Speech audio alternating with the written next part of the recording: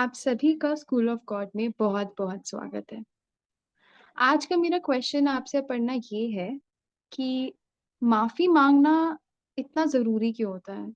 या फिर माफ़ी हमारी ज़िंदगी में उसकी इम्पोर्टेंस क्या होती है? माफी मांगना उतना ही जरूरी है जितना जरूरी खाना खाना।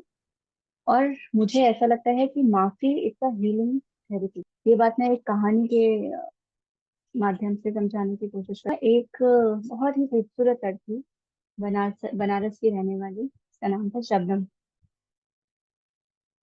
बहुत पढ़ने में बहुत अच्छी, व्यवहार कुशल, सब अच्छाइयाँ थी।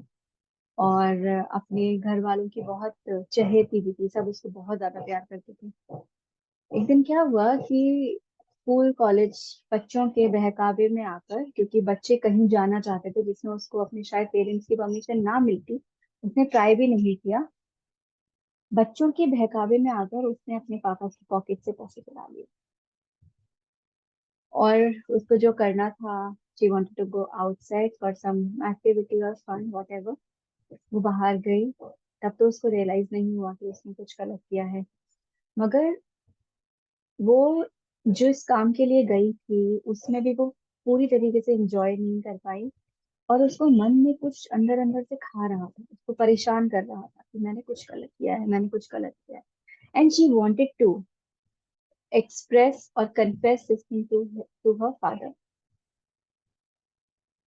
हिम्मत नहीं थी, क्योंकि उसके पापा उसको बहुत चाहते थे और उनको बहुत विश्वास था। उन्हें उम्मीद ही नहीं थी कि उनकी बेटी ऐसा कर सकती है। ऐसा शायद वो अंदर से सोच रही थी, इसलिए उसने हिम्मत नहीं आ रही थी बात करने की। मगर एक दिन उसको ऐसा लगा कि मुझे ये कन्वे करना पड़ेगा, नहीं तो ओवर थिंकिंग, और वो इतना ज्यादा स्ट्रेस होती थी इस बात को सोच सोच के कि वो प्रॉपरली ऑपरेट नहीं कर पा रही थी। उसका ध्यान पढ़ाई में नहीं लगता था, किसी चीज में करने में मन नहीं लगता था। ऐसा लो लो साउंड करती थी। इस कारण सिर्फ एक था कि उसने अपने पापा के पर्स से पैसे चुराए थे। अब इसने क्या किया, इसने चिट्ठी लिखी और चिट्ठी लिख के पापा के टिफिन बॉक्स में रख दी।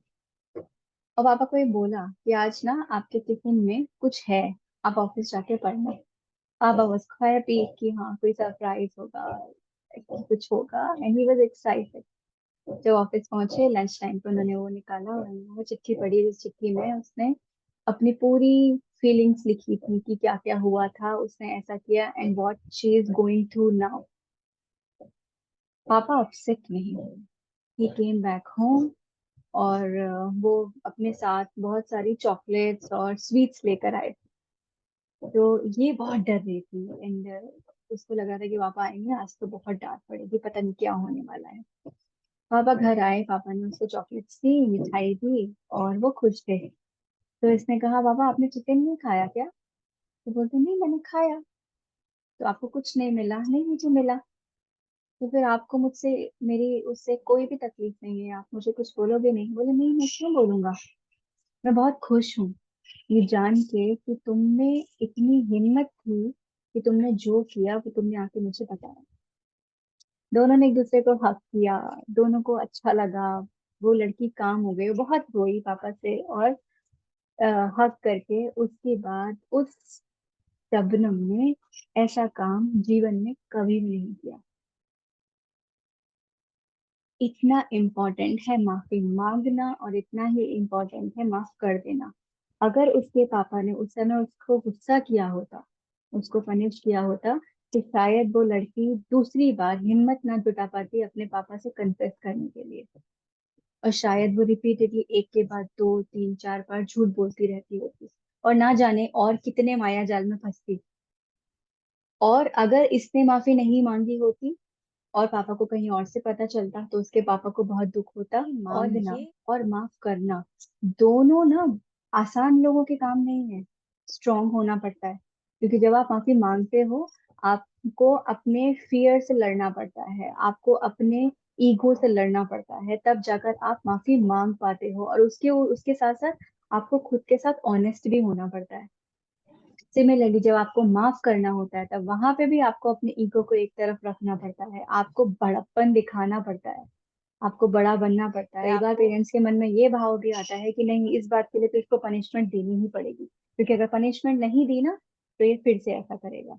मगर पनिशमेंट इलाज नहीं है। इलाज ये था कि उसको उसी की तरीके से उसी भाषा में समझाया और उसको ये बताया कि बेटा तुम चिंता नहीं करो, तुम कुछ करोगे भी ना तो आई एम देयर। सिर्फ मुझ पे विश्वास रखना, मुझ पे ट्रस्ट रखना और मुझे सब कुछ आके बताते रहना। तो वो बच्चे में हिम्मत ही नहीं है कि अगली बार पापा को डिच करने की या चीट करने की, और शायद वो ना कभी खुद करेगा और शायद आगे जाकर जो जनरेशन बनेगी ना उसमें भी वो इस चीज नहीं करने देगा। मैं यही सोच रही थी कि जिस तरीके से आपने बताया शबनम के बारे में और उसके पापा के बारे में, उन दोनों की इस ब्रेवरी के साथ आई थिंक हम लोगों को ये सीखने को भी मिलता है कि हमें बहुत बार माफ करने के लिए बहुत सारी चीजों से पहले आई थिंक प्यार और वो समझदारी से चीजों को संभालने की बहुत जरूरी है। हम्म।